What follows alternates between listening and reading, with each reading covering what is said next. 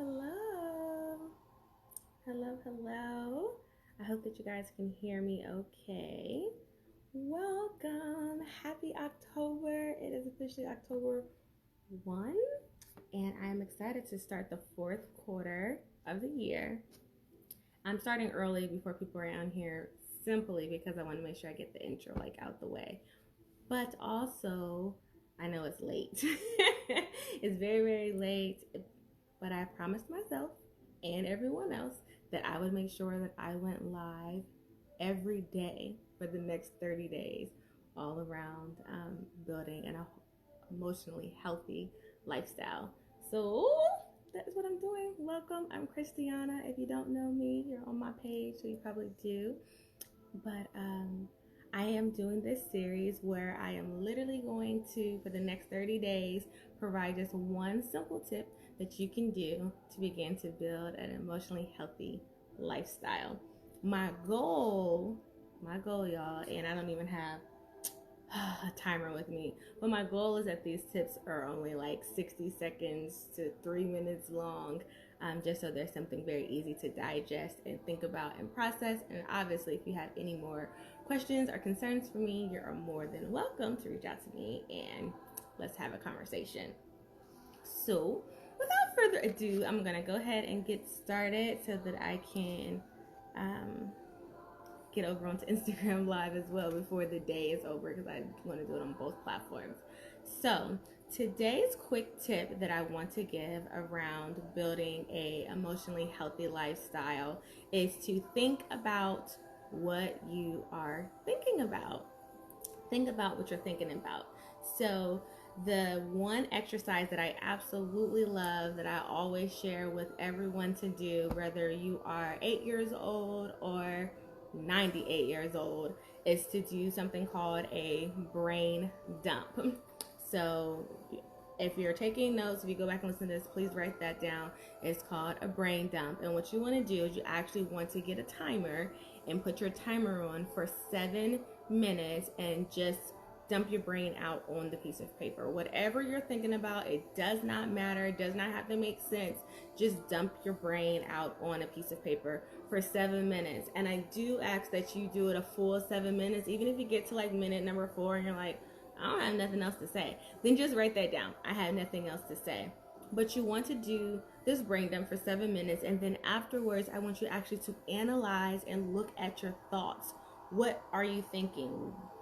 Where are your thoughts lining up? And the reason why I think it's important to analyze what you're thinking is because you really can't begin to shift your thoughts or shift your behavior or work on your emotions if you don't acknowledge what's already just rumbling around in your brain. A lot of times we have things on autopilot in our minds, or things that are going on we don't even realize until you just sit down and take a moment and think about what you're thinking about and actually write it down. I know some people are not writers, they're not big journalers.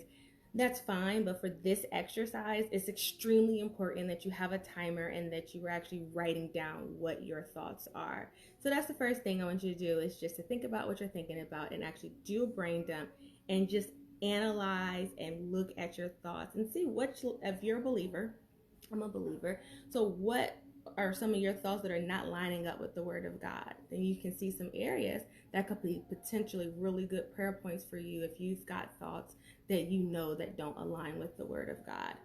Another quick tip, I think there goes my 60 seconds. I wonder how long that was, but boom, I could cut this live off right now. I'm sure that was around 60 to 2 minutes long, and that would be your one tip.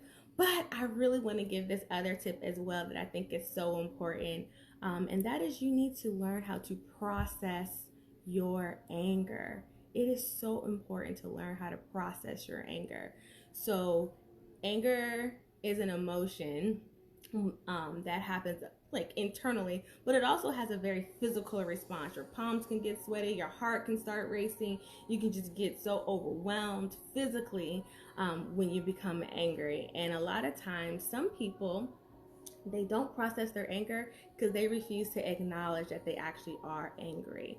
And that's a lot of times people who suppress their anger, and a lot of times it actually shows up as depression, which is like an internal anger a lot of times towards yourself. And so when it's self-inflicted, your anger turns into like a depression, and so you think you're just depressed, but really it's stemming from you being angry.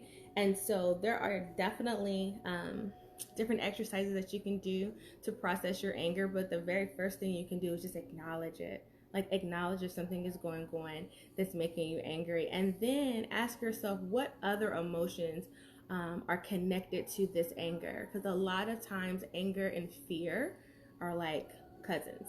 They're like, or brothers. A lot of times people are actually very fearful, but it comes off as anger. And so if you don't really know what emotions you're dealing with, it makes it difficult to make the proper choices and decisions. So those are my quick tips for today, is just to analyze your thoughts.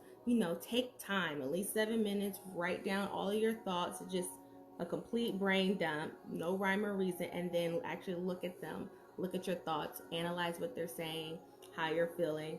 If you're a believer, line them up against the Word of God. Where are your thoughts not lining up with the Word of God, so that you can see where some corrections can be made, and then also begin to learn how to process your anger. And part of that is just acknowledging that you're angry about something, and then asking yourself what other emotion is connected to this anger, so that you can work on that. Because the thing about anger is that you can manage anger, but you also need to learn how to have resolutions for your anger. So management and resolution are two different things. I won't go into all of that right now because I'm way past my 60 seconds, but I hope that those few tips are helpful, so that you can just begin to offload what's going on internally with you. Having an emotionally healthy lifestyle means that you are able to acknowledge your emotions, you're able to express what they are, and you're able to also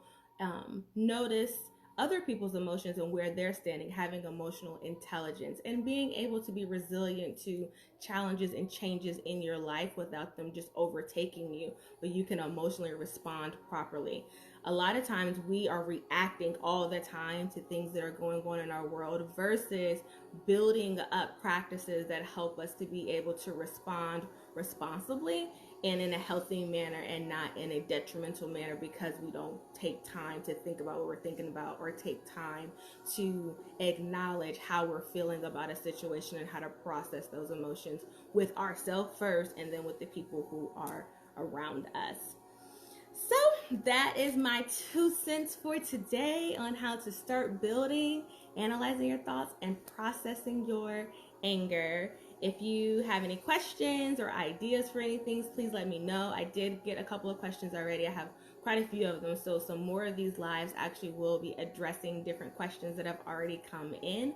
Another one concept that I'll be reviewing tomorrow is talking about how to make decisions based off of your value system, and actually how to determine what is your value system and how to make value-based decisions. So I'm excited to do these lives every day. Like I said, I will be doing this for the next 30 days. Every day I'm going to have some kind of quick tip for you to do, so that you can begin to work on building an emotionally healthy lifestyle. All right, guys, have a great night.